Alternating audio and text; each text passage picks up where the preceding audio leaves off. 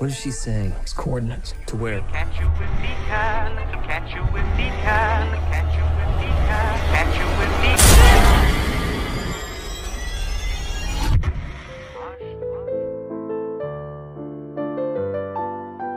Hai, selamat datang di sebuah kanal yang biasa-biasa saja, yang digerakkan oleh orang biasa dan akan terus berjalan dengan mengutamakan film-film horor, misteri, dan juga trailer.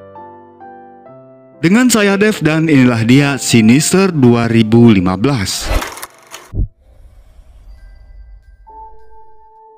Sinister 2 merupakan kelanjutan dari film sebelumnya yang rilis pada tahun 2012.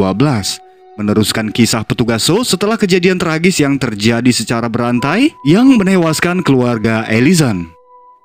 Dibuka dengan memperlihatkan beberapa anggota keluarga terikat di kayu salib. Lalu seorang anak melemparkan api yang kemudian menyambar dan membakar mereka hidup-hidup. Semua itu hanyalah mimpi mengerikan dari seorang anak laki-laki yang terbangun dari tidurnya bernama Dylan.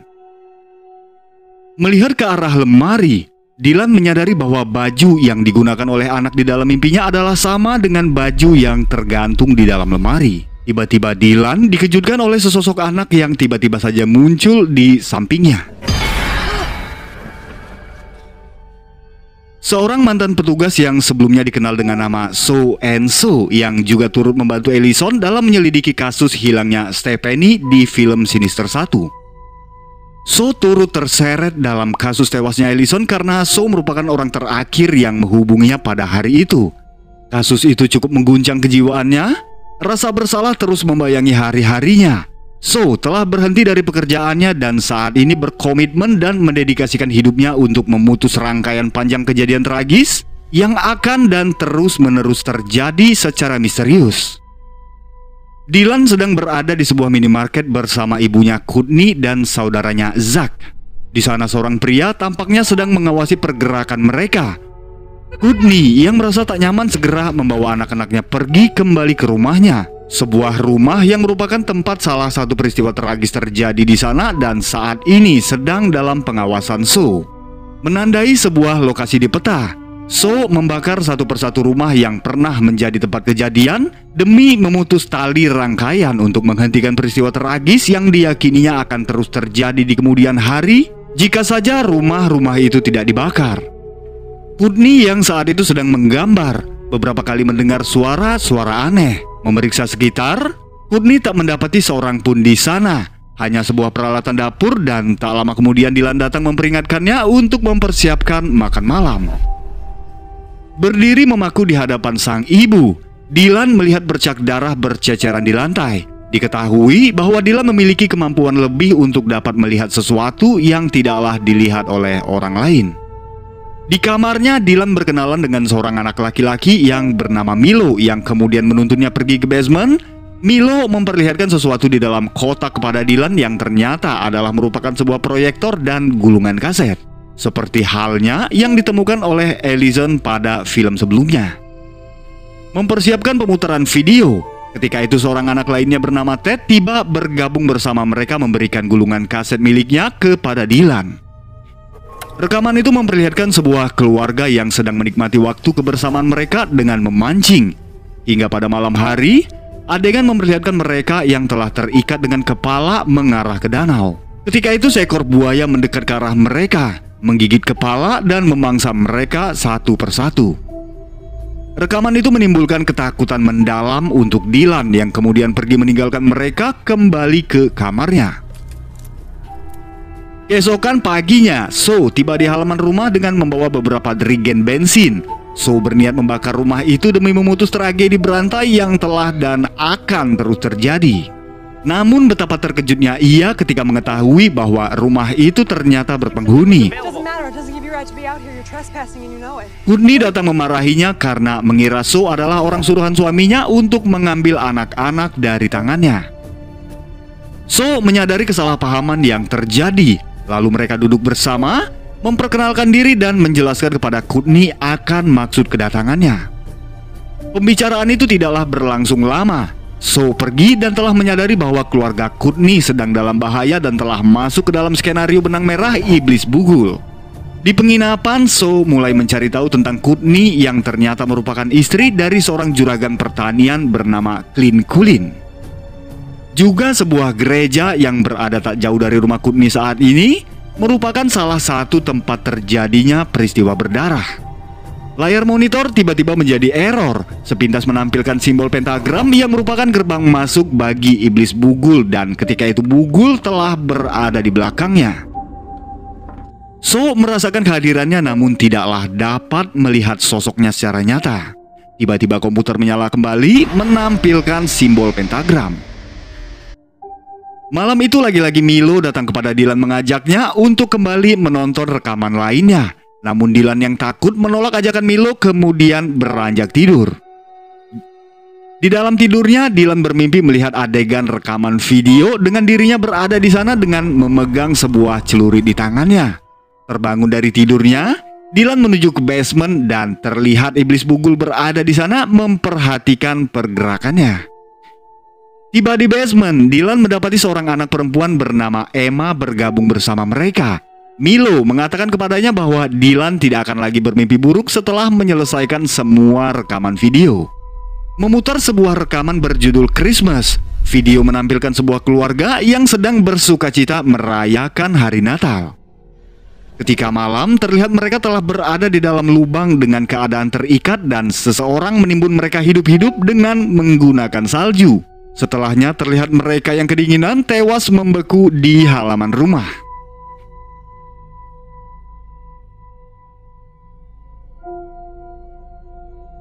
Keesokan paginya, Dylan berada di depan pintu dengan Milo bersama teman-temannya menunggunya di halaman. Zack datang kepadanya mengatakan bahwa Dylan tidaklah istimewa karena ia pun sebenarnya dapat melihat keberadaan Milo dan teman-temannya. Tak lama kemudian So tiba di sana dan Courtney mengantarkannya pergi ke gereja. So mencocokkan gambar di tempat ketika foto itu diambil. Tiba-tiba perhatiannya teralihkan oleh sebuah suara lalu menyusuri lorong memasuki beberapa ruangan. Hingga di sebuah tempat So mendapati sebuah panci dalam keadaan terbalik bergerak menuju ke arahnya. Dari kejauhan, So melempar panci itu yang ternyata seekor tikus berada di dalamnya. Ketika itu So dikejutkan oleh sosok Bugul yang tiba-tiba saja berada di hadapannya. Dengan ketakutan So bergerak menghindar dan terlihat olehnya di dinding ruangan itu terlukis sebuah simbol pentagram. Lalu sebuah panggilan masuk lagi-lagi membuatnya terkejut. Seorang dokter bernama Stromberg menghubunginya, mengabarkan bahwa Profesor Jonas telah menghilang secara misterius dan petugas menghentikan pencariannya. Stromberg meminta So untuk datang demi melihat sesuatu yang ditinggalkan oleh Profesor Jonas. Dylan bukanlah seorang anak dengan tipikal kejam, bahkan untuk menghabisi seekor serangga sekalipun. Clint, suami Courtney, tiba di halaman rumah bersama beberapa petugas untuk mengambil anak-anak. Ada sedikit ketegangan ketika So berusaha melindungi Courtney dan anak-anaknya hingga kemudian dengan sedikit perdebatan, petugas mundur karena tidaklah memiliki surat ataupun bukti kuat dari pengadilan atas hak untuk membawa anak-anak. Menyadari bahwa keberadaannya telah diketahui oleh Clint, Courtney berniat untuk segera pergi meninggalkan rumah itu. Namun So menahannya dengan berbagai cara karena ia mengetahui bahwa setiap tragedi akan terjadi ketika korban meninggalkan rumah yang merupakan tempat tragedi sebelumnya. Courtney yang tampak begitu panik meminta So untuk tetap berada di rumah demi menjaga mereka pada malam ini. Malamnya So berada di meja makan memperhatikan beberapa foto kejadian yang disimpannya. Tiba-tiba ia dikejutkan ketika melihat Bugul bergerak di dalam foto. Dan di saat yang bersamaan Courtney tiba di sana, lalu mereka berbincang di teras rumah. Courtney menceritakan perihal alasannya membawa anak-anak menjauhi Clint karena menurutnya Clint sering bersikap kasar kepada Dylan. Namun Clint memiliki beberapa teman petugas sehingga ia tidaklah pernah ditindak atas kekerasan yang dilakukannya. Sedangkan di kamar, lagi-lagi Milo mendatangi Dylan untuk mengajaknya menonton rekaman video. Di dalam hatinya, Dylan tidaklah ingin melihat beberapa kejadian di dalam rekaman video. Namun mimpi buruk terus saja terjadi ketika ia menolak ajakan Milo sehingga mau tak mau Dylan pun mengikuti kemauannya. Ted memberikan sebuah gulungan kaset berjudul Perombakan Dapur yang menampilkan aktivitas sebuah keluarga yang sedang merenovasi dapur rumah mereka. Ketika malam, terlihat mereka telah terikat di lantai dapur yang tergenang oleh air. Seorang anak menggunakan sepatu boot mengambil kabel listrik lalu mencelupkannya ke genangan air, yang mana tegangannya merambat, membakar tubuh dan menewaskan anggota keluarganya.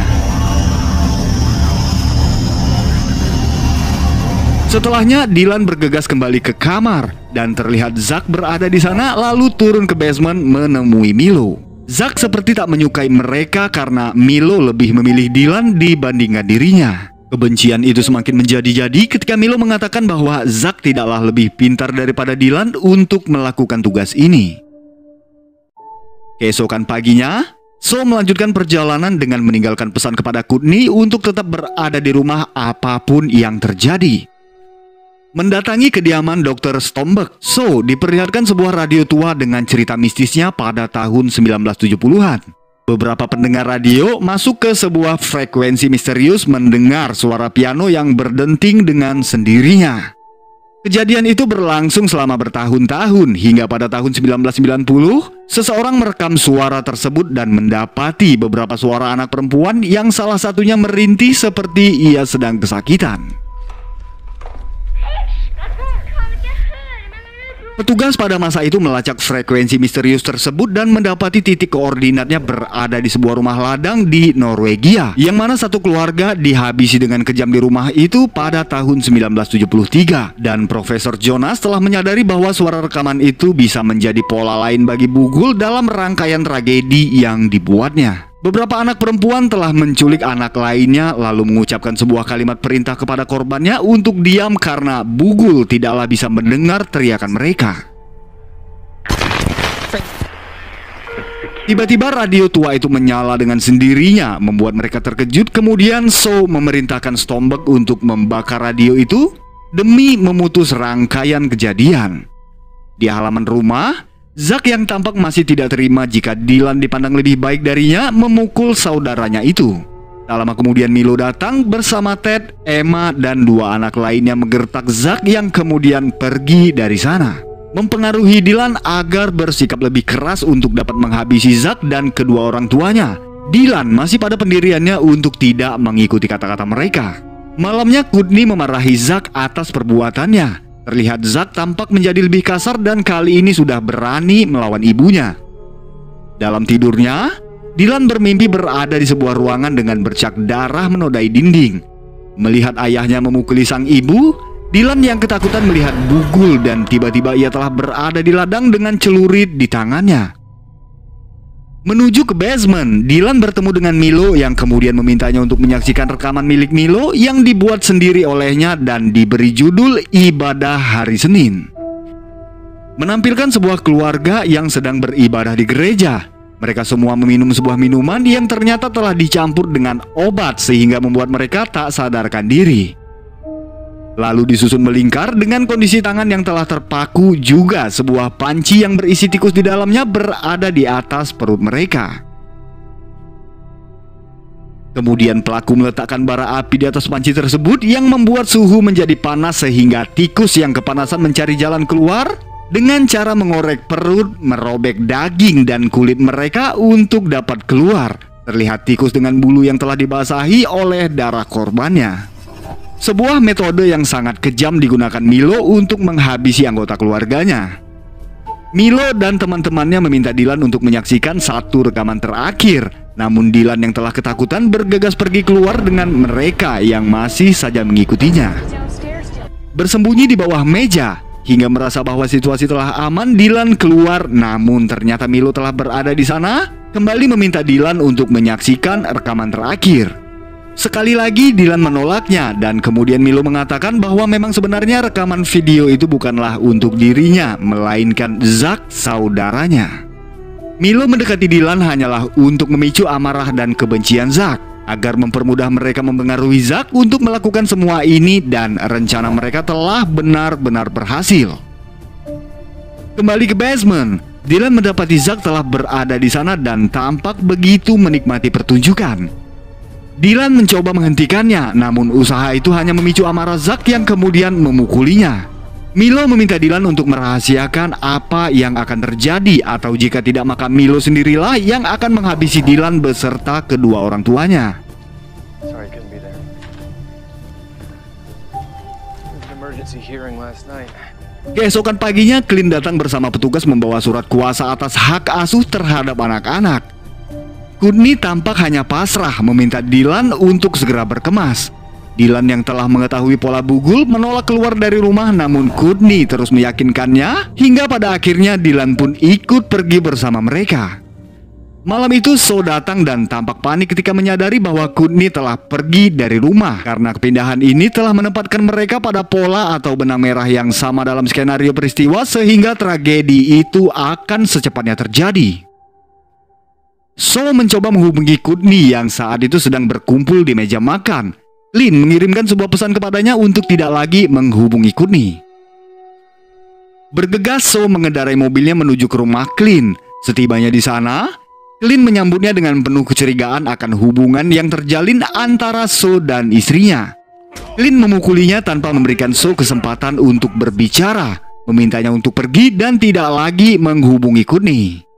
Keesokan paginya, Clint bersama Courtney dan Dylan sedang berada di halaman rumah, sedangkan Zach mengambil dan membawa kamera ke ladang mempersiapkan segala keperluan untuk menghabisi keluarganya dengan Milo dan teman-teman bersamanya. Lalu Zach bergabung bersama di halaman kemudian menuangkan minuman untuk mereka. Dylan dengan penuh kecurigaan mengirimkan pesan kepada So untuk segera datang membantu demi menyelamatkan keluarganya. Ketika malam diperlihatkan Courtney bersama Clint dan Dylan telah berada dalam keadaan terikat di atas kayu salib dan Zach berada di hadapan dengan senjata di tangannya.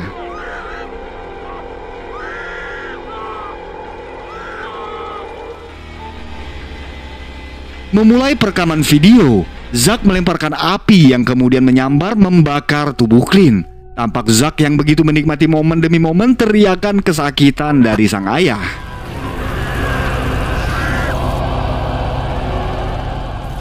So tiba di halaman rumah, melihat kobaran api dan teriakan Courtney dari kejauhan.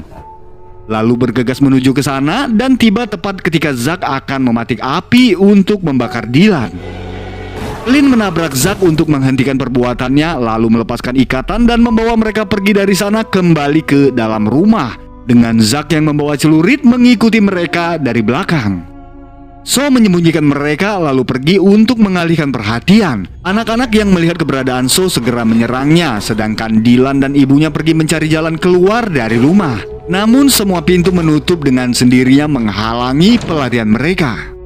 So bangkit dan menemukan Zach lalu menghancurkan kamera itu sehingga perekaman tidaklah bisa dilanjutkan. Zach yang tampak panik pergi menuju ke kotak untuk mencari kamera lainnya. Namun Milo mengatakan bahwa semua ini sudah terlambat dan tiba-tiba iblis Bugul telah berada di belakang lalu membawa Zach pergi ke dunianya melalui gerbang dari pentagram yang terlukis pada kain dan kemudian terbakar menghanguskan rumah beserta isinya. So membawa mereka keluar dari rumah lalu pergi ke penginapan. Di dalam kamar, So dikejutkan oleh radio tua yang tiba-tiba saja sudah berada di sana dan film pun berakhir. Sebelumnya pola dalam kejadian selalu melibatkan suatu keluarga dengan satu orang anak hilang. Juga para korban pernah menempati rumah yang sebelumnya menjadi tempat terakhir kejadian.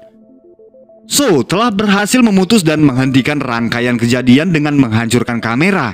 Namun dalam penelitiannya, Profesor Jonas menemukan pola lain dalam sebuah kejadian yang terjadi di Norwegia pada tahun 1973 yang tentu saja tidaklah berkaitan dengan tragedi berantai yang terjadi di sana. Dengan kemunculan misterius radio tua di penginapan menandakan bahwa Bugul dan pengorbanan-pengorbanan lainnya masih bisa terjadi karena Bugul masih hidup di alam lain dan bisa digapai kembali jika saja seseorang melakukan sebuah ritual atau pengorbanan.